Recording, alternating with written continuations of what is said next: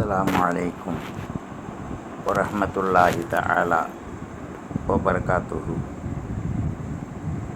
ஜன்னத்தே கலாம் வ மஃபிரத்தே மகாம் வ நூரே ஜஸாம் வ தீனே இஸ்லாம்.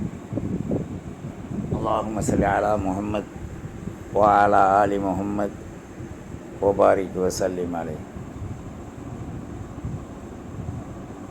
اللهم صل على محمد النبي الأمي وعلى آله وصحبه وسلم.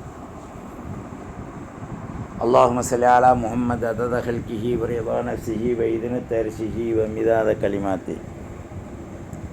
سبحان الله وبحمده عدد خلقه ورضا نفسه وإذنة عرشه ومداد كلماته. رضينا بالله ربا وبالإسلام دينا وبي محمد رسول الله صلى الله عليه وآله وسلم نبيا ورسولا. أعوذ بالله السميع العليم من الشيطان الرجيم بفضل بسم الله الرحمن الرحيم. يا أيها الذين آمنوا لا تتبعوا خطوات الشيطان ومن يتبع خطوات الشيطان فإنه يأمر بالفحشاء والمنكر ولولا فضل الله عليكم ورحمة ما زكى منكم من أحد أبدا ولكن الله يزكي من يشاء والله واسع عليم.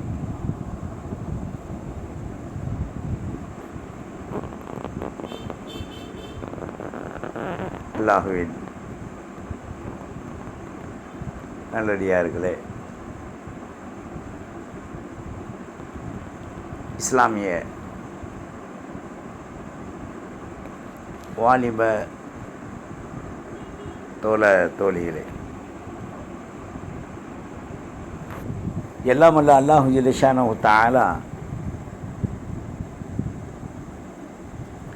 அவனது அருள் பாக்கியத்தால்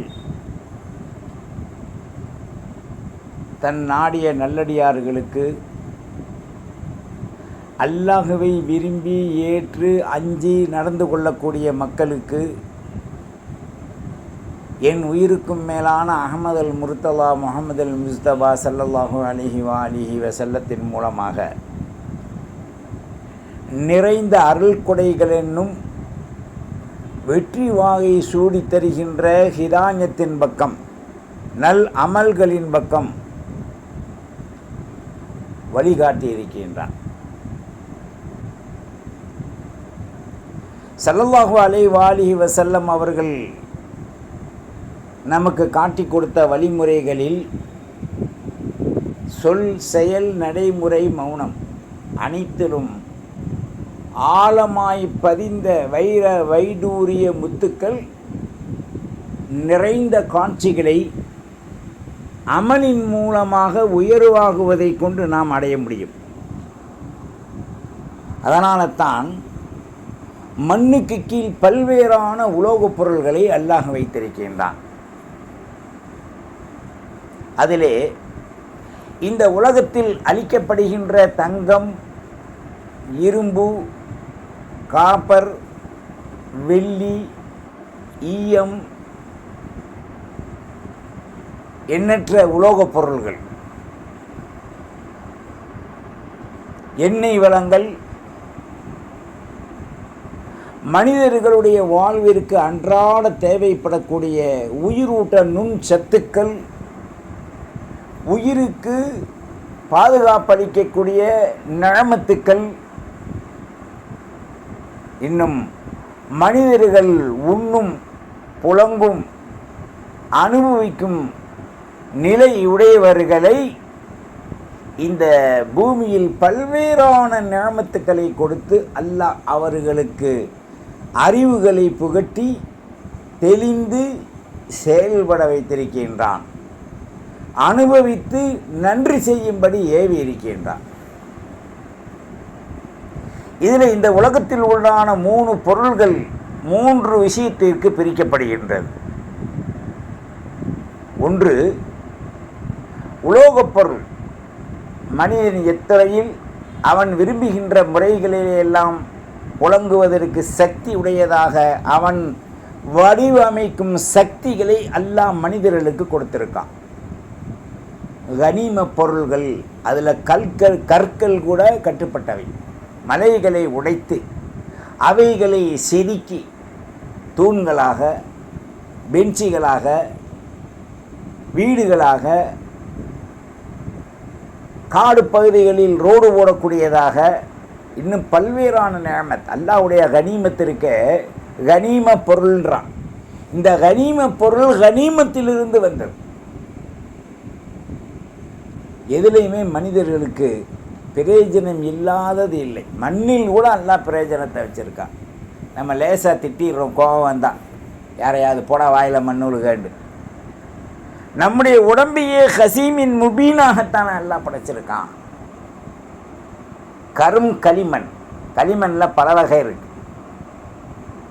அதில் அதிகமான பிசுபிசுப்பும் நல்ல உழைப்பும் கருப்பு களிமண்ணில் தான் அல்லாஹ் வச்சுருக்கான். இந்த கருங்காடுன்னு சொல்லுவாங்க. கருங்காடில் தான் பயிரினங்கள் நிறைந்து நல்ல வளம் தரக்கூடியதாக இருக்குது.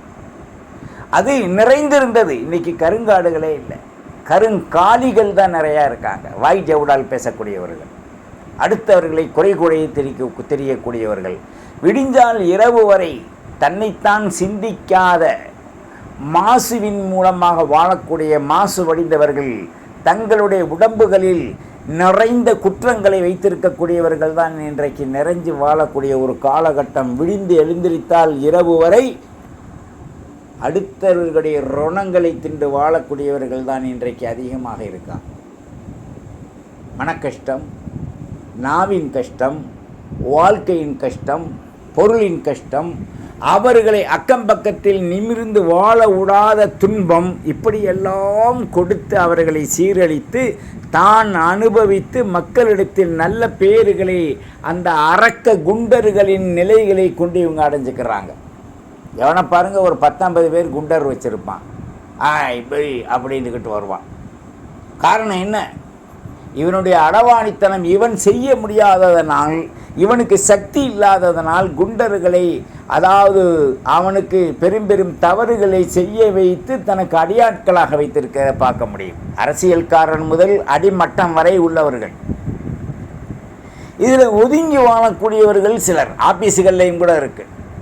ஒரு 10-30 பேரை கையில் வச்சுட்டு, தனக்கு வேண்டிய ஆள்கள் பெண்கள் கையில் வச்சுக்கிட்டு அவங்கள என்ன செய்கிறது, தனக்கு ஒரு கும்பலாக சேர்த்து நல்லவர்களை அங்கே பழி வாங்கக்கூடிய நிலைகள், அவர்களின் மீது குறை கூறி அதிகாரத்தினால் அவர்களை ஏறி மிதிக்கக்கூடிய அந்த வர்க்கங்கள் இன்னைக்கு நிறைந்து போயிருக்கு. இல்லைண்டா ஏன் பிரச்சனை வருது? எலெக்ஷனில் நிற்கிறியா, யார் வேண்டாலும் நில்லு, ஜெயிக்கிறியா, யார் வேண்டாலும் ஜெயிச்சு வா. ஆனால் ஒரு கண்டிஷன், மக்களை மக்களுக்காக மதித்து நீ ஆட்சி புரிவதனால் மட்டும்தான் நீ மக்கள்கிட்ட ஃபோர்ஜரி இல்லாமல் ஜெயிச்சு வரணும். எல்லா விதமான குற்றங்களையும் செஞ்சிச்சு நான் தான் அப்படின்னு சொன்னால், நீ மட்டும் இந்த மண்ணை ஆளுன்னு நினச்சின்னா நிச்சயமாக உன் வாயில் மண்ணை தவிர வேறு எதுவும் இல்லை. அதனால தான் அந்த காலத்தில் சுருக்கமாக சண்டை வந்தால் ஒரே பாயிண்ட்டு தான் சொல்லுவாங்க, அடப்படாமல் வாயில் மண் ஒழுகாண்டுவாங்க. அது எப்போ உழுகும்? கடைசியாக ஒரு காலத்தில் உழுகும். நம்மளை குண்டி கபரில் வைக்கும்போது, சுடுகாட்டில் வைக்கும்போது, கல்லறையில் வைக்கும்போது, அப்போ தான் என்ன செய்யும்? மண் உழுவும். சொல்லாமல் உழுவும். நம்மளை உள்ளே வச்சவொன்னே அடித்து முதல் தள்ளுறது மண்ணை தான். குஸ்கா பிரியாணியை ரவுண்டு கட்டி தேக்ஸாவாக அடுக்கிறது கிடையாது. எல்லா இன மக்களுக்கும் இது தான். பிறப்பும் ஒன்று தான், பால்குடியும் ஒன்று தான், மோல்றது பேல்றதும் ஒன்று தான். கிறிஸ்டின் வெறும் சாணியாக போடுறான், முஸ்லீம் யானை விட்டையாக போடுறான், அல்லது ஹிந்து வெறும் நஜீஸாக பேல்றான். அப்படி இல்லை. எதை தின்றாலும் மனித இனத்தில் கழிவுகள் ஒன்று தான். எல்லா மனிதனுக்கும் கழிவுகள் நாத்தம்தான். நான் பிரதமராக இருக்கேன், என் கழிவு பலாப்பழ வாசம் அடிக்கும், நான் மந்திரியாக இருக்கேன் வாழைப்பழ வாசம் அடிக்குன்னு சொல்ல முடியாது.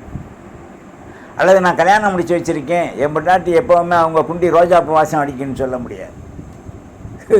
இந்த நாத்தத்திலும் கழிவுடைய நாத்தங்கள் தான். அப்போ மனித இனத்திற்கு கிடைக்காத மதிப்பு எதுக்கு உலகத்தில்? மனிதனால் மதிக்காத நிலை. மிருகங்கள் கூட அடிக்க வர போகும்போது நம்ம கொஞ்சம் தாழ்ந்து நின்றோம்டா நம்மளை விட்டுட்டு போகிறத பார்க்குறோம். பிரம்மாண்டமான நீர் அடித்து ஒரு மனிதர் ஓடியாடுறார், ஒரு 5-6 யானைகள் நிற்குது, அதில் நடுத்தரமான வாலிப யானை ஒன்று இறங்கி ஓடியாந்து அந்த இவர் நீச்சடித்து தன்னை வெளிப்படுத்த முடியாத நிலையில் வரும்போது ஒடியாந்து அவரை பாதுகாத்து கால் கடியில் வச்சு அப்படியே நடந்து கரையை சேர்த்துருச்சு. நாம் பயப்படக்கூடிய மிருகம் கூட நமக்கு உதவுது அப்படின்னு சொன்னால் அதற்கும் இரக்கத்தன்மை இருக்குது. இந்த இரக்கம் கூட மனிதனுக்கு இல்லை என்று சொன்னால் ஜாதி மதத்தை கொண்டு வந்து வாழ்க்கையை பிரிக்கிறான். நான் இருக்கும் வரைக்கும் இது நடக்காதுன்றான். டேய், உன்னுடைய நாடி நரம்பை எல்லாம் இழுத்துருவான். நீ ஜெயிச்சு வந்து சீட்டில் உட்கார போகும்போது ஒரு நரம்பை புடனியில் உருகிட்டான்னு சொன்னால் உனக்கு பேர் கோமா ஸ்டேஜ். மனிதனை மன்னித்து தான் ஆட்சி புரிய வேண்டும். ஏழை பணக்காரன் என்ற பாகுபாடு இருக்கக்கூடாது. விகிதாச்சாரங்கள் சரியாக நடக்கணும். மனிதர்கள் மதித்து நடக்கணும். நல்லோர்களை கவுத்தி விட்டு தீயோர்களை கொண்டு வந்து உட்கார வைக்கக்கூடாது. தீயவன் ஆட்சிக்கு வந்தான்னா தீய குணம்தான் வரும். கரடியை கொண்டு மனிதனுக்கு தலைவனாக்க முடியாது. சிங்கத்தை கொண்டு பிரதமராக்க முடியாது. யானையை கொண்டு போல்ட் நட்டு மந்திரி ஆக்க முடியாது. என்னத்துக்கு இந்த மாதிரியான ஆடம்பரங்கள், வாழ்வுகள்? காசு இருந்தால் ஒன்று, காசு இல்லாண்டா ஒன்று, நகை நட்டு இருந்தால் ஒன்று, ஒன்றுமில்லைண்டா ஒன்று. இந்த பாகுபாடுகள் இருக்கக்கூடாது. உண்மையான மிகப்பெரிய செல்வந்தர்கள் உலகத்தில் யார் என்று சொன்னால் தன்னுடைய உடம்பில் சுகாதாரத்தை கொண்டு அவருடைய வணக்க வழிபாடுகளை செய்து சுகாதாரத்தோடு ஒரு கொட்டரா கஞ்சி குடிக்கிறான் பாருங்க. எலுமிச்சம்பழம் ஊறுகாய், மாங்காய் ஊறுகாய், அப்படி இல்லைன்னு சொன்னால் வத்தல்கள், அப்படி இல்லைன்னு சொன்னால் வெங்காயம் நறுக்கி பொடி பொடியாக நறுக்கி புளியை கரைச்சி தொட்டுக்கிட்டு கட்டியா. அந்த பண வசதி, உடல் வசதி, மன வலிமையின் வசதி வேறு எந்த கோடீஸ்வரனுக்கும் கிடையாது. ஒருத்தர் கோடீஸ்வரனாக இருக்கான், கழுத்தில் ஓட்டை போட்டு புனலை வச்சு அவனுக்கு கஞ்சி விற்றுறாங்க. அவன் ஒரு பப்பர மிட்டாயை கூட சப்பி திங்க முடியாது. கேவலம் ஒரு 2 ரூபா பப்பர மிட்டாயை சப்பி புளிப்பா இனிப்பான்னு பார்க்க முடியாத இந்த மனிதனுடைய வாழ்வு சங்க அறுத்து போடுவேன்ற மாதிரி காசை கொடுத்து சங்க அறுத்து புனல் வச்சு ஊற்றுறான் கஞ்சி. எத்தனை நாளைக்கு? அது என்ன வாழ்வு? வாழ்வும் தாழ்வும் ஒன்றே. ஈமானோடு வாழ்ந்து நீதி நேர்மையோடு இருப்பதுதான் சங்கருக்காத வாழ்வு. மனித இனத்தை கொன்று குவிக்க வேண்டும் என்று அகம்பாவத்தை கொண்டு ஆணவத்தை கொண்டு இருந்தால் வல்லரசும் பில்லரசாக மாறும். இன்னைக்கு பார்த்துக்கங்க, எத்தனை உலகம் எதை சேர்ந்து எந்த உலகத்திற்கு நாட்டிற்கு உதவி செய்தாலும் அல்லாஹ் யாரை கொண்டு யாரை அழித்து விட வேண்டும் என்று அவருடைய விஷப்பற்களை புடுக்க வேண்டும் என்று அல்லாஹ் நாடினானோ கண்டிப்பாக அவர்களை ஃபவுர் இல்லாமல் ஆக்கி விடுவான். இதுதான் மொசாட்டு டராட்டுக்கு இன்றைக்கி நடந்துக்கிட்டு இருக்கு. உலகத்திலேயே வல்லரசு இஸ்ரவேல் தான். ஆனால் இன்றைக்கி டவுசர் போடுறதுக்கு கூட அவனுங்களுக்கு வழி இல்லாத ஒரு நிலை. வெளியில் பீத்திக்கிட்டு இருக்கானுங்க. அடி வாங்கினவன் எப்போ நான் அடி வாங்கினேன்னு சொல்ல மாட்டான். வாடா பார்த்துக்கலாம், 4 அடி கொடுத்துருக்கேன்னா திருந்துவான் அப்படின்வான். ஆனால் அதற்கு மேல் நம்மை படைத்த அல்லாஹ் வலில்லாஹி ஜுனூது ஸமாவாத்தி வல் அர்ள், வானம் பூமியில் அல்லாஹ்வுக்கு மிக பெரும் பட்டாளங்கள் இருக்குது. அல்லாஹ்வுக்கு சிலவோ தூக்கமோ முழிப்போ தேவையே இல்லை. குன் ஃபயகூன், 2 உத்தரவு தான். அது அப்படியே சப்ஜாடாக மாறிடும். இஸ்லாமிய சமூகங்கள் உணர்ந்து வாழ அழைப்பதுடன் ஏனையோர்கள் இஸ்லாமிய சமூகத்தை சீண்டி பார்க்க வேண்டும் என்று நினைத்தால் அறியாத புறத்தில் அவர்கள் அழிக்கப்படுவதற்கு சீற்றங்களும் மாற்றங்களும் இறையின் பட்டாளம் என்பதை அவர்கள் உணர்ந்து அஞ்சிக் கொள்ளட்டும். திடீர்னு ஏவிட்டு தீப்பிடிச்சி எரிக்க வைக்கிறது, அதை செய்கிறது, இதை செய்கிறது, கட்டடத்தை இடிக்கிறது, முஸ்லீம்களை கொல்றது, மதரசாக்களை இடிக்கிறது, இதெல்லாம் என்ன இது வாழ்வு?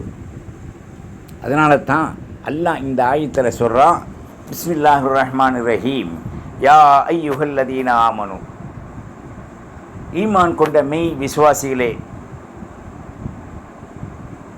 யா ஐயுஹல்லதீன ஆமனு, ஈமான் கொண்ட மெய் விசுவாசிகளே, லா தத்தபியோ ஹுத்துவாத்தி ஷைத்தான், ஷைத்தானுடைய அடிச்சுவற்றை சொல்லை கேட்டு நீங்கள் பின்பற்றி நடக்க வேண்டாம்.